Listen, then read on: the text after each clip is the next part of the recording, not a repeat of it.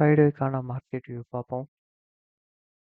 நேற்று நம்ம சொல்லியிருப்போம் இதுக்கு மேலே சஸ்டெயின் கால் கீழே சஸ்டெயின் பண்ணிட்டு மேலே சஸ்டெயின் ஆச்சு. சொன்ன டார்கெட் ஹிட் ஆச்சு. ஆனால் இங்கே ஒரு 12 பாயிண்ட் டிஃப்ரென்ஸில் டச்சாக மேலே போயிட்டான். இந்த இடத்துல டார்கெட்டு தெரியுதான் சொல்லியிருந்தோம். அதுக்கப்புறம் மேலே சஸ்டெயின், இதுக்கு மேலே சஸ்டெயின் ஆனால் தான் கால் கான வியூ வந்து இந்த இடத்துல ஒரு கன்ஃபியூஷன் இருந்து. ஸோ 5 மினிட்ஸில் பார்க்குறப்ப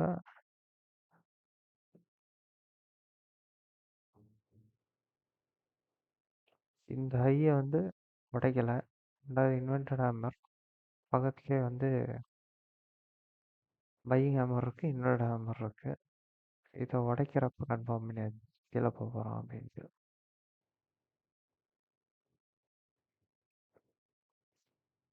அப்படி இல்லைனாலும் இது இது பிரேக் ஆகிறப்ப கூட ஒரு புட் ரேட் இருந்தால் கூட வந்திருக்கும். 24,000 கீழே க்ளோஸ் ஆகிருக்கு. நாளைக்கான பாயிண்ட் வந்து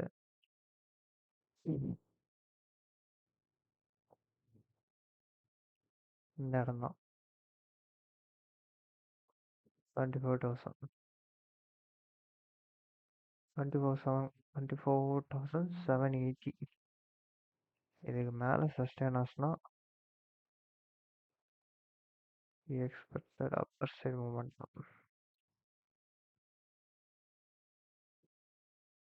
இது வரைக்கும் வரும்.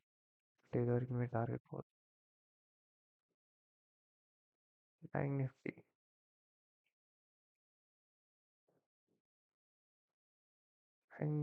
இது வந்து ஒரு ட்ராப்பி மார்க்கெட். இன்னைக்கு 15 மினிட்ஸ் பிரேக் அவுட் ஆகி எல்லாத்தையும் பை பண்ண வச்சுட்டு அங்கேருந்து ஒரு யுனைடெட் ஹேமர். ஆனால் இன்றைக்கி நம்ம பேங்க் நிஃப்டி ஃபோக்கஸ் பண்ணவே இல்லை. நிஃப்டி மட்டும் தான் ஃபோக்கஸ் பண்ணியிருந்தோம். பேங்க் நிஃப்டிக்கு வந்து இதுக்கு மேலே சஸ்டெயின் ஆச்சுன்னா கால். ஆனால் இங்கே ஒரு ரீடேஸ்மெண்ட் ஒன்றும் நடக்கவே இல்லை. நம்ம செட்டப் படி ரீடெஸ்ட் ஆனால் மட்டும்தான் என்ட்ரி. இந்த மாதிரி சப்போர்ட்டில் ரீடெஸ்ட் ஆனால் மட்டும்தான் என்ட்ரி. நாளைக்கு வந்து HDFC வந்து குரூசியல் பாயிண்டில் இருக்காப்புல. இன்னைக்கு கேப் ஆகி 1% ஏறி அங்கேருந்து 2.5% விழுந்துருக்கான். ப்ரீவியஸாக இந்த இடமே ஒரு குரூசியல் பாயிண்ட் நம்ம சொல்லியிருப்போம். ஆனால் சப்போர்ட் மேலே போயிருக்கான். நாளைக்கு இதை உடச்சானா 1767 அங்கே தான் இருக்குது சப்போர்ட். இதை உடச்சிட்டா க்ளோஸ் 15 மினிட்ஸில். ஐசிஐசின்னு கேப் ஃபில் ஆகலை. ஸோ அவனும் கீழே வரணும். ரெண்டாவது பேங்க் நிஃப்டியில் வந்து கேப் ஃபில் ஒன்று நடக்கவே இல்லை. நிஃப்டியில் வந்து நடந்துருச்சு, பேங்க் நிஃப்டியில் நடக்கலை. நாளைக்கு இந்த லோ கட் ஆச்சுன்னா கேப் ஃபில் ஷுவராக நடக்கும். நம்மளோட எக்ஸ்பெக்டேஷன் 51,000. இந்த இடத்துல இந்த இது வேணால் ரிவர்சல் ஆகலாம்.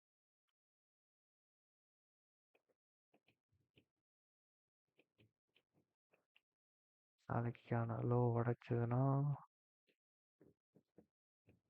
இந்த இடத்துல ஒரு சின்ன ஒரு ரெசிஸ்டன்ட் இருக்கு. ஓகே, நாளைக்கான லோ உடைச்சா ஃபர்ஸ்ட் டார்கெட், செகண்ட் டார்கெட்.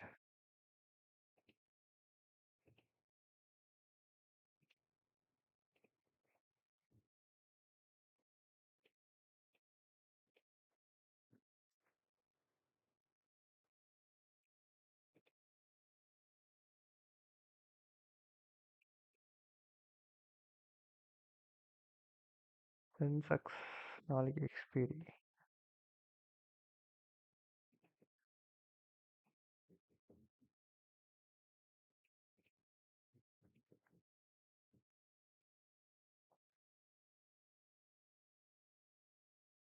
நாளைக்கு 79,200லேருந்து 79,000.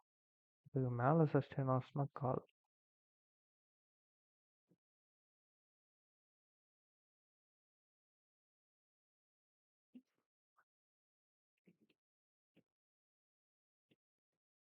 இதுக்கு மேலே சஸ்டெயின் ஆச்சுன்னா இது வரைக்கும் போகலாம். இல்லை அப்படின்னா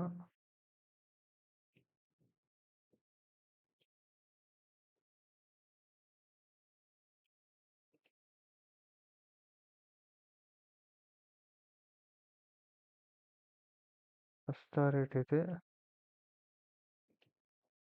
செகண்ட் டார்கெட் இது.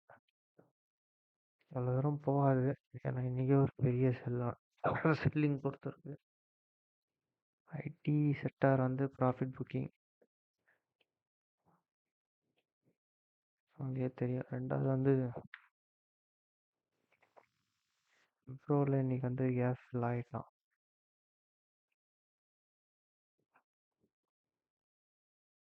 ரெசிஸ்டண்ட் நாளைக்கு கீழே சஸ்டெயின் ஆச்சுன்னா